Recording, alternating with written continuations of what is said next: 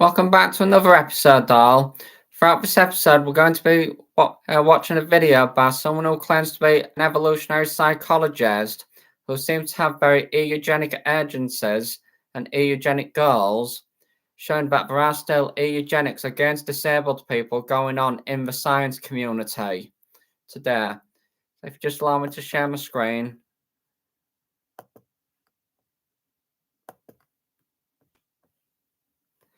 Let's get started. In the future, it could be possible to have dozens or even hundreds of embryos to choose from. And when people hear about this, they often think about Gattaca, which I like to say Gattaca is a movie about a world that's much better for most people, except for one guy. I'm Diana, and the radical view is that most people don't understand what eugenics is, and if they did, they would find that they agreed with much of it. Radicals, dissidents, rebels, and misfits. You can call them whatever you like. But what if they're right? So eugenics in the larger public conversation has come to mean anything that has to do with racism or genes or Nazis or biology that I don't like. If you look at the actual definition of eugenics as bioethicists use it, it's any principle or individual choice that's intended to increase. That already arouses suspicion to me already.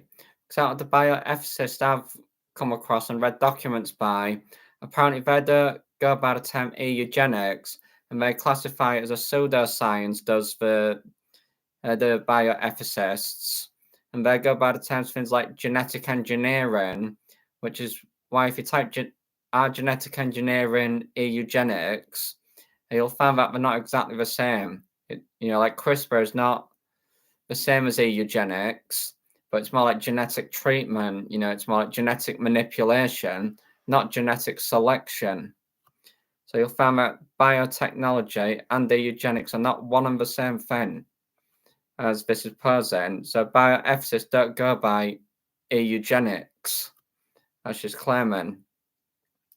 So if we continue.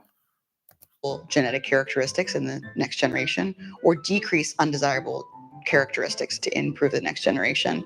Things like Lee Kuan Yew, the Prime Minister of Singapore, holding cruises to introduce college-educated men and women in the hopes that they would have children who would be more likely to be intelligent and pave the way for the future of Singapore. And of course, people have had widely variant ideas about what desirable and undesirable means. But if you think that health, attractiveness, longevity, intelligence are desirable characteristics, which I think that we do, then it should be fairly uncontroversial that we want to increase the prevalence of desirable characteristics in the next generation, as long. That is not uncontroversial at all. That is actually very controversial for scientific reasons. The eugenics movement was not stopped because of racism, as this woman seems to be claiming. It was stopped because of scientific criticisms by other geneticists that they were making. So if you just allow me to turn to one, it's a book called The Darwin Effect. So if you just allow me to read a part. I quote, "Even a person who has certain traits, such as below average intellect, may in some other way be genetically superior, a determination that we cannot make until all of the estimated 23,000 genes are mapped and compared to the entire population. And even then, comparative judgments cannot be made except on very simplistic grounds, such as counting the total number of genes judged inferior and superior. Even this approach falls short because certain single genes can cause far more problems than others, and conversely, can confer on the person more advantages than most other genes, such as genes that result in the production of above average levels of glutathione. This trait would reduce the likelihood of disease from cancer to heart disease to strokes. It then would be necessary to rate each individual gene and gene interaction, something that so far has not been done. In addition, many so-called inferior genes are actually mutations that were caused somewhere in the human genetic past and were subsequently passed on to the victim's offspring. Of the identified diseases, over 5,000 are a result of heritable mutations, and none of these 5,000 existed in our past before the mutation causing it was introduced into the human gene pool. As these mutations accumulate a deterioration of the genome called devolution results, an event that is the opposite of the eugenics goal of trying to create the most flawless race and then limit reproduction to members of this race. This goal is flawed because the accumulation of mutations tends to result in all races becoming less perfect. End of quote. Now, if I just go a bit further to the next one, I quote, as J.B.S. Haldane proclaimed in 1932, a society of men that was uniformly perfect would still produce an imperfect society. The enormous genetic variety among humans and among plants and animals as well was important because it will always allow some individuals to survive different environmental changes. When the Pilgrims came over to America, a few had the genetic predispositions that enabled them to survive the alien environment in America with its foreign germs and new living requirements. Those that survived may not have been the strongest in the land from which they came, but were stronger in the new environment. If all those that came over were genetically identical, likely none of them would have survived. End of quote. So if we did what this woman is suggesting right here, well, likely no one would survive. It's going to lead to the destruction of our species, eugenics. Now, where she spoke a bit about intellect and so on, if you just allow me to now quote from a book called The Power of Neurodiversity by PhD Thomas Armstrong, such as she would be suggesting to eliminate autistic people. We shouldn't allow autistic people to be born. So I'm going to read from his section about autism. I quote, as we noted earlier, autistic individuals perform much better at tests that involve visual spatial tasks, such as block design and embedded figures. There are even suggestions that when the interpersonal and language demands are removed from intelligence tests, and the focus is on reasoning based on pictures, such as is the case, for example, in the Raven Standard Progressive Matrices Intelligence Test, IQ scores of autistic children increase from 30 to 70 percentile points, compared with testing on the Welsh Intelligence Scale for Children. This is a research finding that could potentially lift many individuals diagnosed with autism out of the ranks of intellectually disabled. A recent study, in fact, suggests that autistics are actually 40% faster at the kind of problem solving done on the Ravens test compared with non-autistics. The lead researcher, Isabella Suarez, notes, some critics argued that autistics would be unable to complete the RSPM because of its complexity. Yet our study shows autistics complete it as efficiently and have a more highly developed perception than non-autistics. End of quote. I'll be turning back to that book a bit later. But from there, by having a low IQ one, that gives a higher rate to a different area. So which one's superior? Is it the autistics or the non-autistics? Or is it's superior in one way, inferior in another? So isn't there really any such thing as superior or inferior genes as this woman's claiming? This is what really makes me doubt. Is she actually among the science community? If we can't carry on. As long as we don't use violence or coercion. Now, another thing that's fairly uncontroversial is choosing who you have children with. In some way, you're saying, I want to make more copies of you for the future. If you look at Dwayne "The Rock" Johnson, right? He's the son of a wrestler who found the daughter of a wrestler in Samoa to have a baby with, because I think he wanted to make sure that his son was also good at wrestling or could be very athletic. So you can see specialization, people actualizing their specific interesting phenotype in their mate choice. And I don't think that that's going to be undermined at all with things like polygenic screening or embryo screening. I think it's just going to Actually, yes, concerning this mate, and there was more scientific criticism towards this as well. If just allow me to quote from another book called Eugenics and Other Evils by Gilbert Keith Chesterson. Just now, all the books will be included in the description, so you know who's behind it and where you can find the information. It says, I quote, Mr. Wells' point was this, that we cannot be certain about the inheritance of health, because health is not a quality. It is not a thing like darkness in the hair or length in the limbs. It's a relation, a balance. You'll have a tall, strong man, but his very strength depends on his not being too tall for his strength. You catch a healthy, full-blooded fellow, but his very health depends on his not being too tall for his blood. A heart that is strong for a dwarf will be weak for a giant. A nervous system that would kill a man with a trace of a certain illness will sustain him to 90 if he has no trace of that illness. Nay, the same nervous system might kill him if he had an excess of some other comparatively healthy thing. Seeing, therefore, that there are apparently healthy people of all types, it is obvious that if you make two of them, you may even then produce a discord out of two inconsistent harmonies.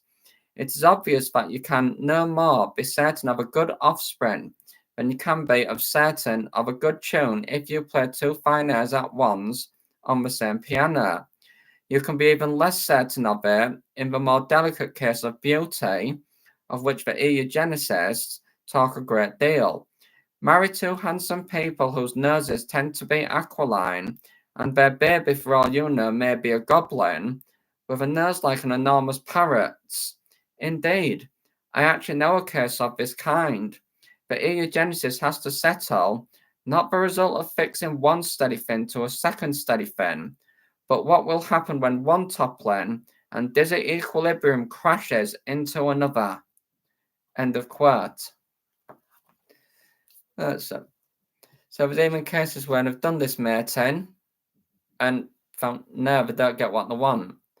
Like you can get two parents, two people will get together, mate. Neither of them would have Down syndrome, but they can give birth to a child with Down syndrome. So it shows that this mating is not done with certainty. Increase the quality of the variety that we see rather than undermining the variety entirely. As I'm pregnant now, I've discovered that a lot of prenatal care is really intrinsically eugenic in its aims. In the first 12 weeks or so, what you're trying to decide is, am I going to keep this baby if there's something seriously wrong with him or her? If I could feed my child something. So what's just been confessed here is the confession that the medical system actually is going for eugenic goals already. So, and they're not even going by, is it up to the individual who will be disabled? I'll talk on a separate episode of how disability is actually a dichotomy altogether. Because really, the individual's not disabled, really, when you think about what disability is. Because when we ask individuals who are classified as disabled, such as myself, oh, what's our quality of life? Most of us disabled tend to be very satisfied with our lives. The part which really depresses us is the point that you don't want us to have this life. That you're viewing yourselves as superior, but as if not being disabled is better. And that's precisely what the eugenics movement was all about, producing this superior race. Now it's about was pride that caused all this war. When they were young, that would give them a 20% decreased cancer risk. Or if I could read them some book that would increase their IQ, I think everybody would be in favor of it.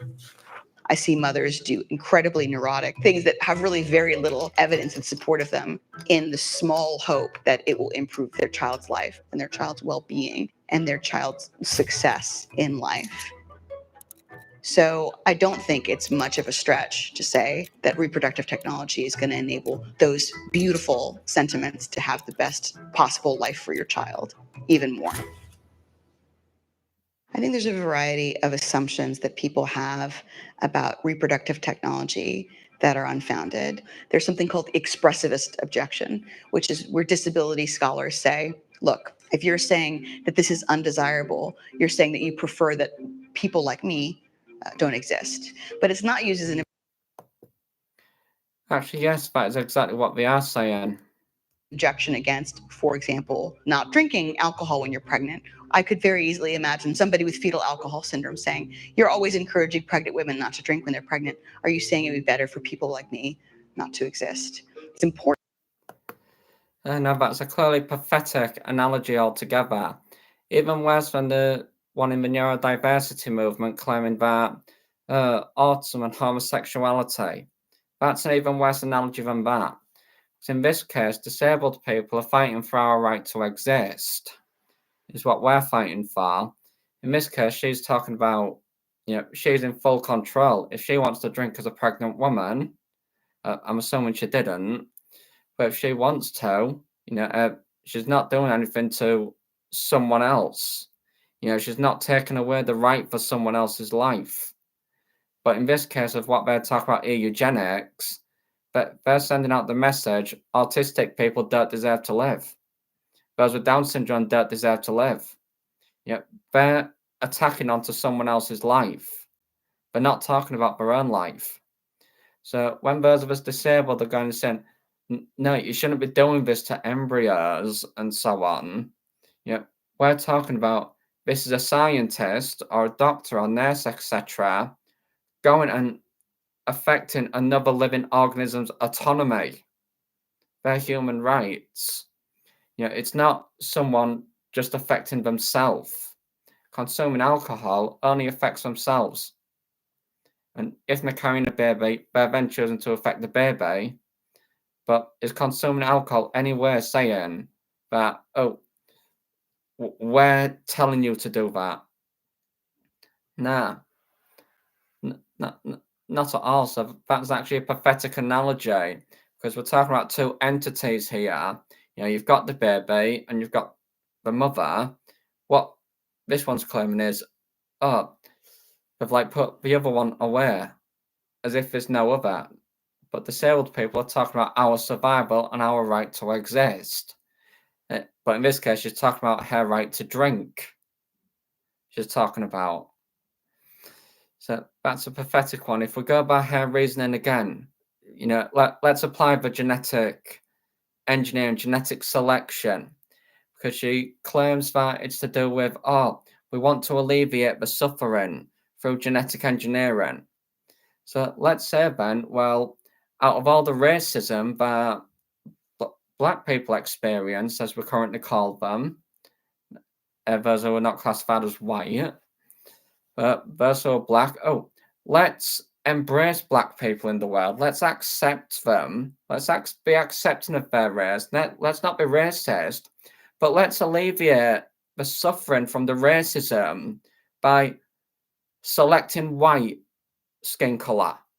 Let's go for the white skin color genes instead and eliminate all of them, all those genes, and we'll modify and select these ones instead. How exactly can you say that and then claim that, we're accepting of Black people, but you're going and saying, oh, no, we don't want Black skin in the world?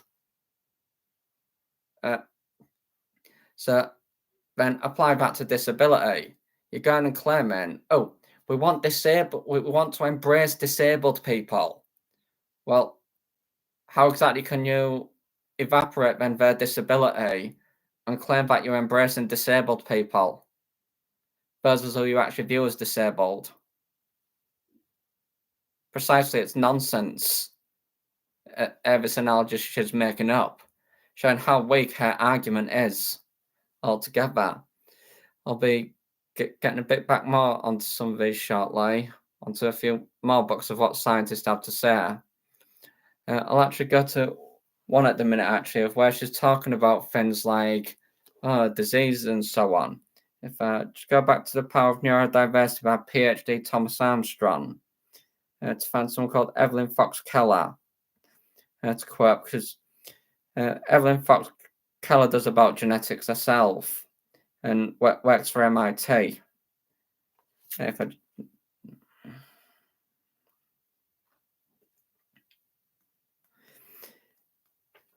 And I would strongly recommend this book to anyone who wants to actually see anything good about it.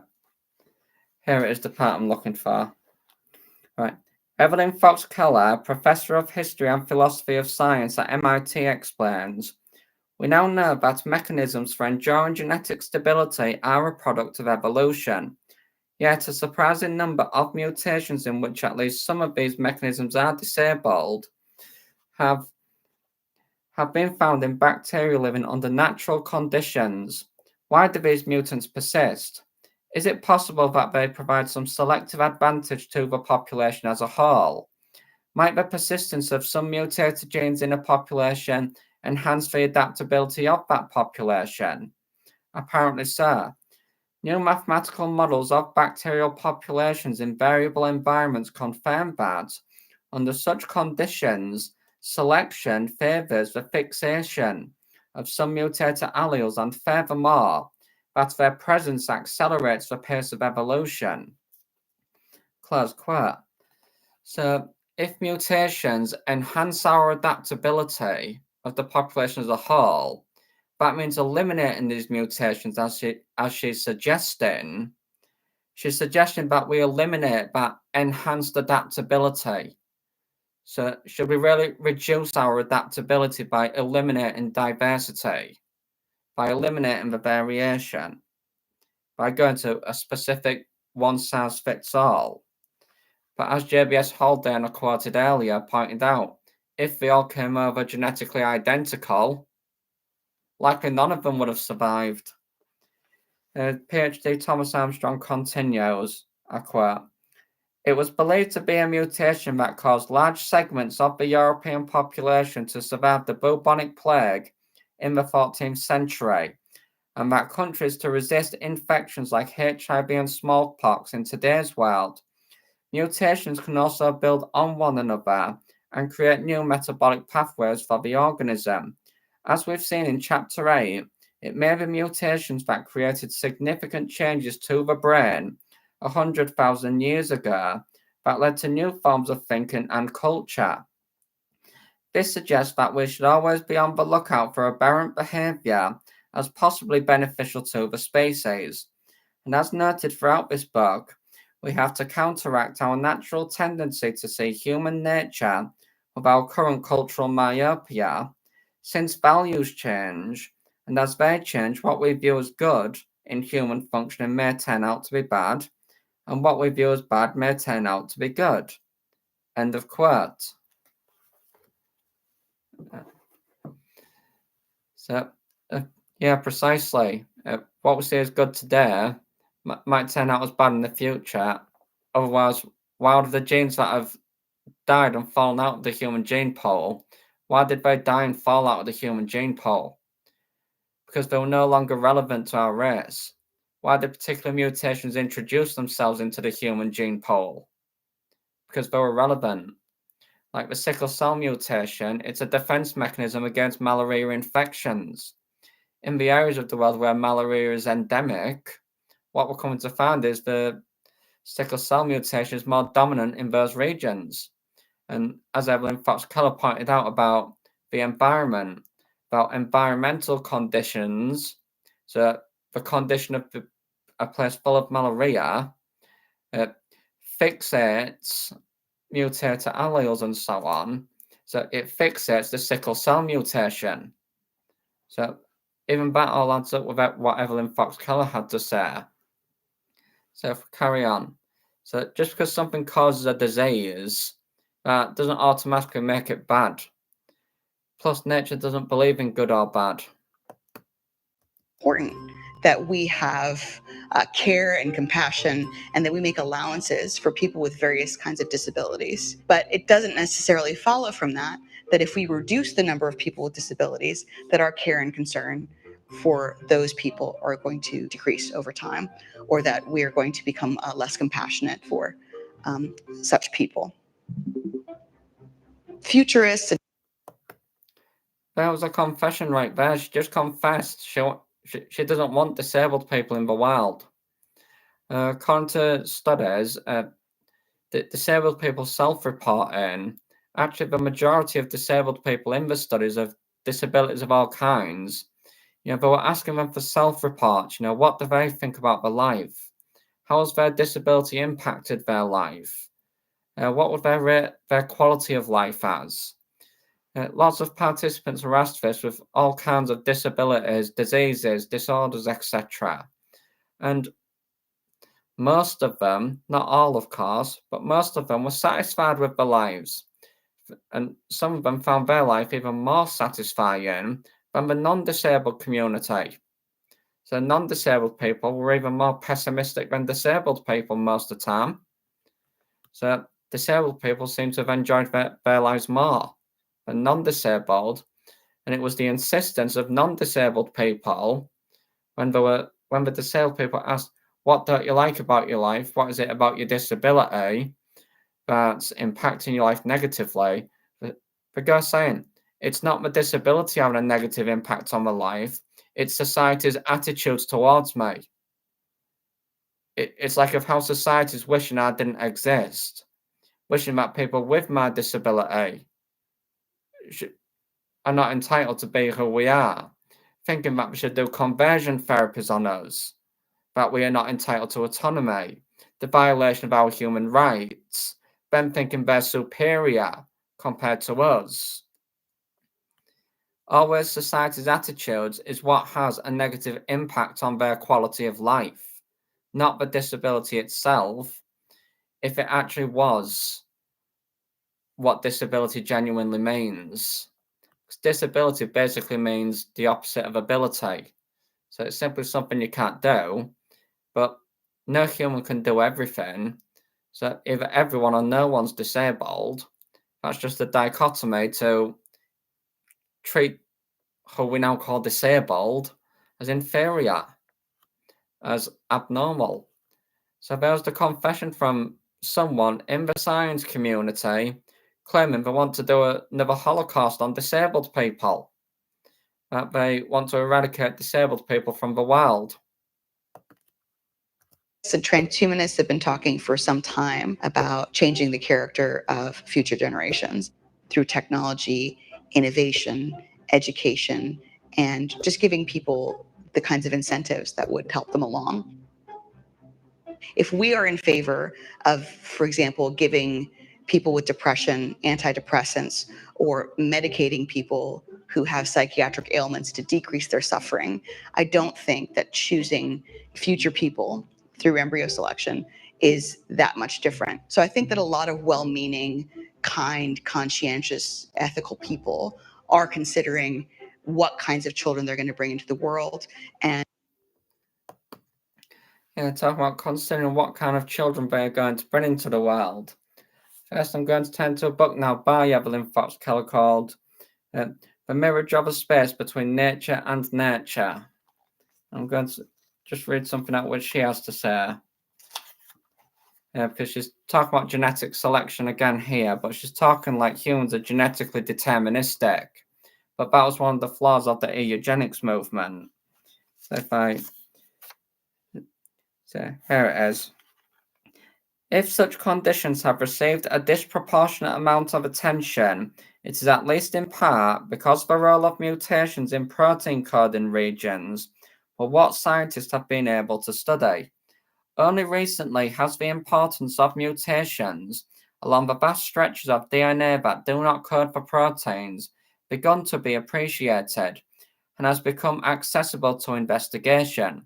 Of course, any disease that is triggered by a mutation in DNA might be said to be genetic, but what cannot be taken for granted is that the trigger is in the gene. End of quote. So just because someone's got a particular gene, Evelyn Keller is saying here, that doesn't mean they are destined to be born with a disorder. So trying to determine a fetus's life from within there, just because they've got a particular gene, basically you're trying to program, and that goes against the bioethics code of science. You are not allowed to invade autonomy according to this bioethics code. So that makes me question, is this even a legitimate scientist? the one behind this video.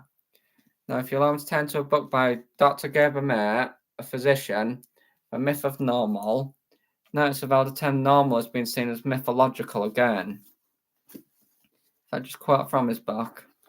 Remember, all the books I'm quoting from will be in the description. Right. So, I quote, "Don't be so sensitive," people are often told. In other words, don't be so yourself. Genetic vulnerabilities do not code for illness, but they may confer sensitivity for a person being more impacted by light vicissitudes than someone else with a hardier predisposition, a far from trivial effect.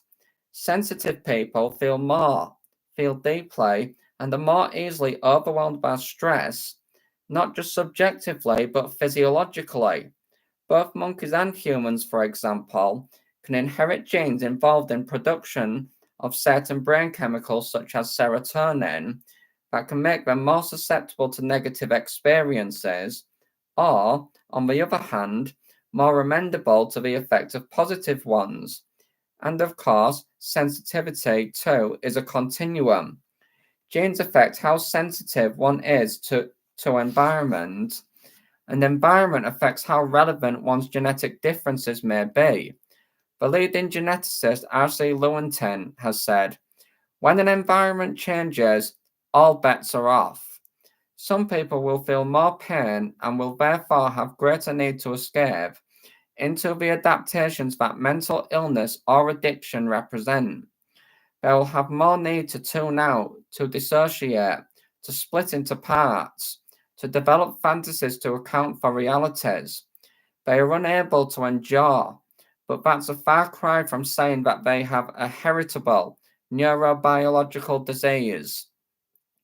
These are the children that Tom Boyce, a professor of pediatrics and psychiatry at the University of California, San Francisco, describes as orchids, exquisitely sensitive to their environment, making them especially vulnerable under conditions of adversity, but unusually vital, creative, and successful within supportive, nurturing environments.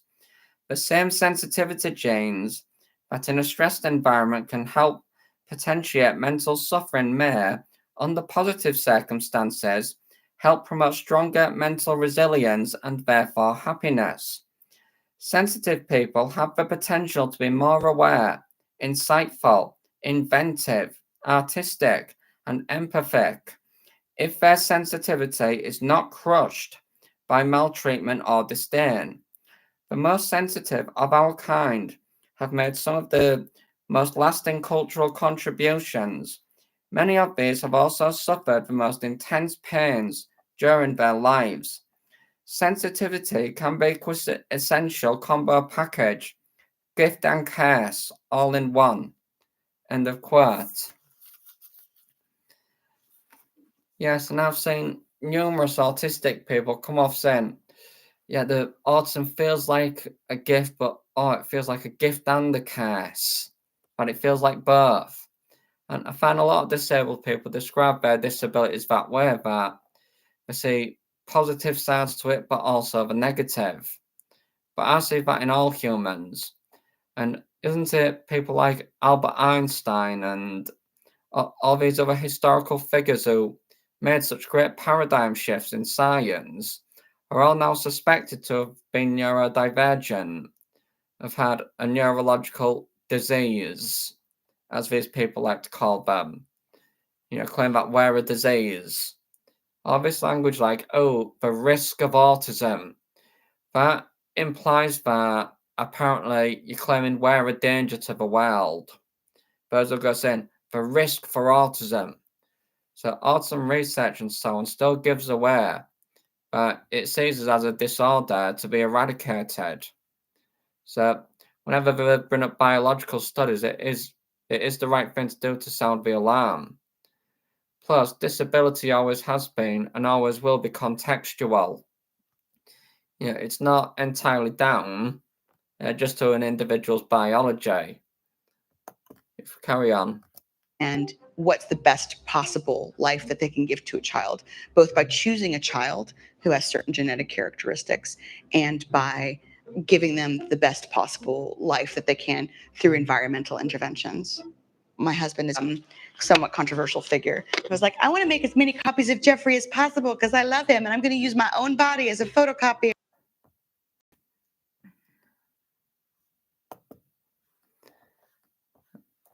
Well, that's the end of that video, and I do find it very challenging to believe that this is actually a legitimate science sharing information, because I didn't even cover half of what these books have to say. Well, hardly anything really.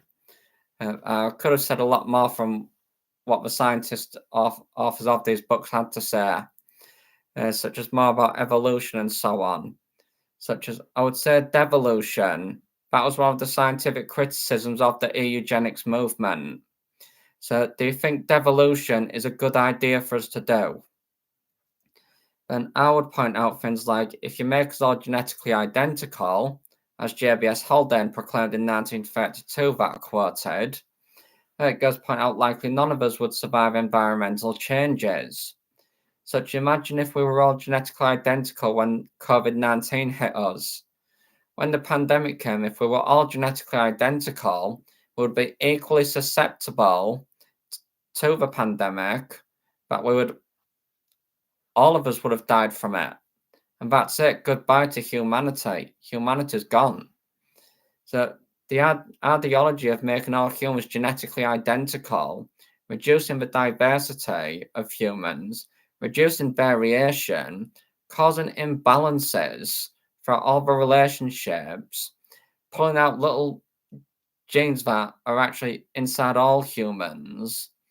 For example, thinking I can do these biomarkers and so on, and then think, oh, we've got this gene, so that means we're going to be born with autism. Oh, let's abort them. But no, as a quote from Evelyn Fox Kelly, it can't be taken for granted that the trigger is in the gene.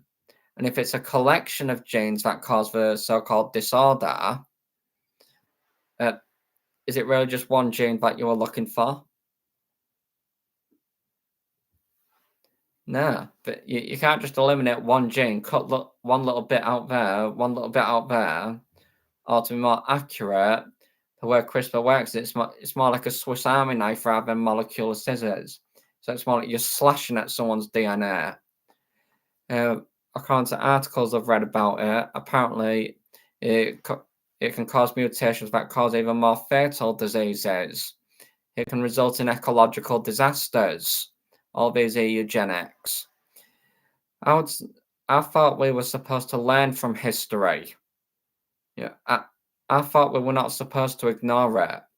And I would say one of the biggest lessons people should have learned by now is every time humanity has tried playing God, destructive consequences have followed. The eugenics movement was humans trying to play God, and look what it resulted in. Oh, females are physically and intellectually inferior compared to men. Oh, black people, they're still half apes, they're not as evolved as white people. Oh, autistic people, they're not even humans. That race, it's an entire disease. The Nazi Holocaust, World War II, all the results of eugenics. By one group of people seeing themselves as superior, lifting themselves above another. By categorizing and dividing the human race into classes. When really, we are interconnected as one whole organism. When something around us changes, we adapt to it. We are in a direct relationship with everything around us. So to think that we are isolated organisms functioning in isolation is not the way things work in the real world. So you can't go thinking you're in a laboratory, I'll design this genes and so on, but when those genes go out into the real world, but they're not going to be the same way. They're going to act completely different because they're not isolated anymore. They're now interconnected with every other human, interconnected with all of their surroundings, the whole environment. It's not one rules the other. So I would say that from history, we should know better by now that we shouldn't be performing genocide. We shouldn't be starting a second Nazi Holocaust. Doing Nazism again. So for the medical model to actually already approve of using abortion as an eugenics tool, this is where people like feminists, this is where feminists lose some of their credit, because by claiming that girls to be born with Down syndrome, someone will be a female with Down syndrome, for a mother to abort a disabled girl, you've just gone saying this girl does not have the right to live. But I thought feminism is about equal human rights. So just like the criticism of, well, if black people thought Black Lives Matter, why would a black person kill a black person? And what about the criticism, if females thought that females are meant to have equal rights, why isn't this female giving these females equal rights? So feminism rather loses its credit by discrediting disabled females, by discrediting the disabled community, by treating us as inferior, lifting yourself above us. And that's the part of why feminism is not working out. Feminism doesn't work out because you're being feminist, you're being hypocrites at the same time. You're going, oh yeah, females have the right to this, but these females don't have the right to be born, but they'll have Down syndrome, so we can't let them be born. Oh, this female will have ADHD. Oh, we can't let that one be born. Oh, this one will be autistic. We can't let them be born. Oh, so that's basically females fighting for equal rights among the sexes, going and just saying, oh no, but not you. And the same with black people, going and saying, oh, we want equal rights for black people. Oh no, but you disabled people. Oh no, you disabled black people. You're not welcome to equal rights. So you immediately ruin your side of the debate. Whereas you're fighting for gender equality and racial equality, you lose your part by discriminating the disabled community, because you're also discriminating your own. As originally, the whole human population, we are one community, we are one population, we are one whole. Simply, the eugenics movement, you divided us, but you've still casted us off. You've brought homosexuals onto the main population, but you've still got us casted off. Still divided us into a separate class altogether. So all the other political movements besides the neurodiversity movement concerning human rights are hypocritical.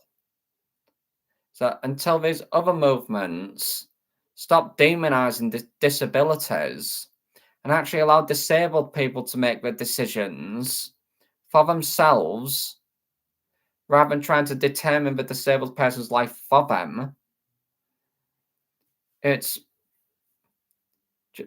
just not right. It's just plain hypocritical. Such as, what makes it your place to judge how another person feels about their life? So just because I've got severe epilepsy and autism, what makes it your place to judge the quality of my life? When I look at the people around me and so on in my day-to-day life, I wonder, how on earth could they enjoy that life that they're living?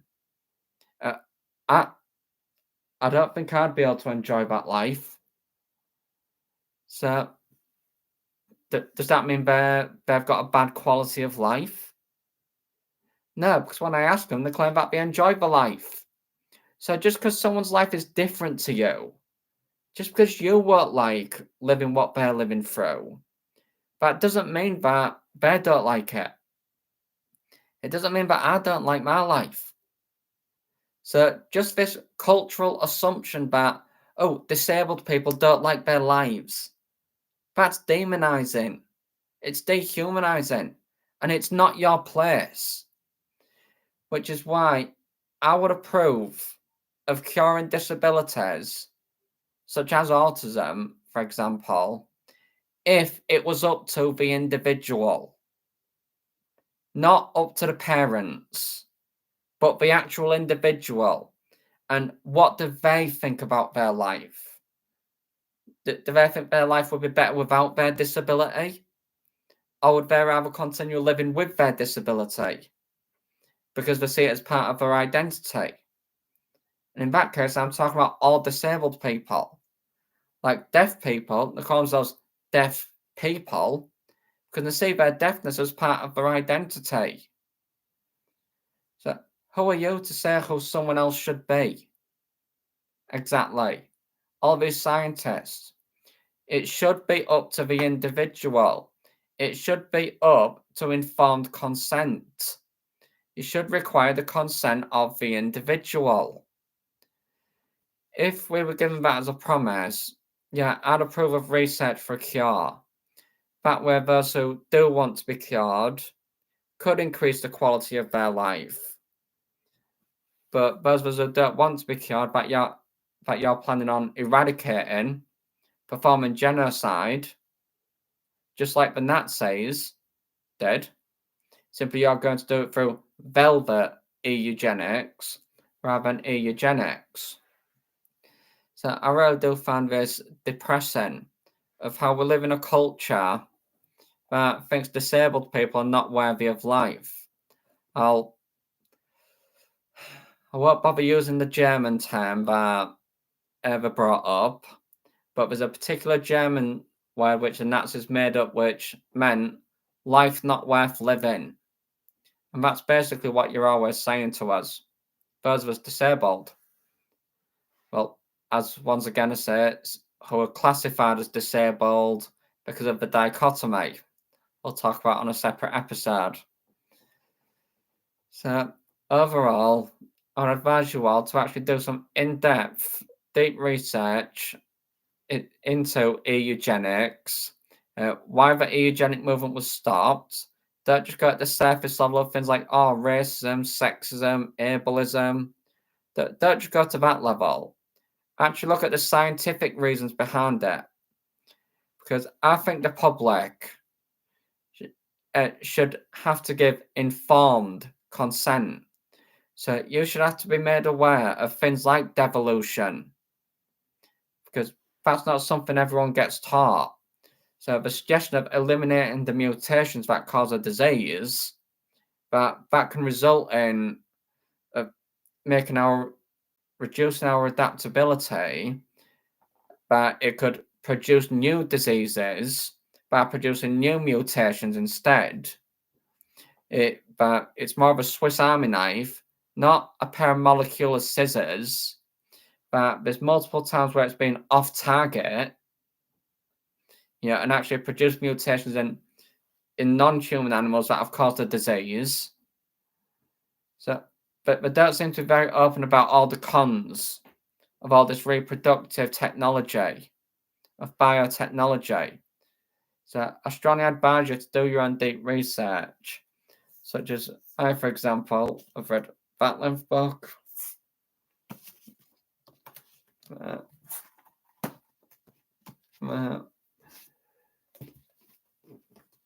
These five were all just from one. That's about 2,000 pages.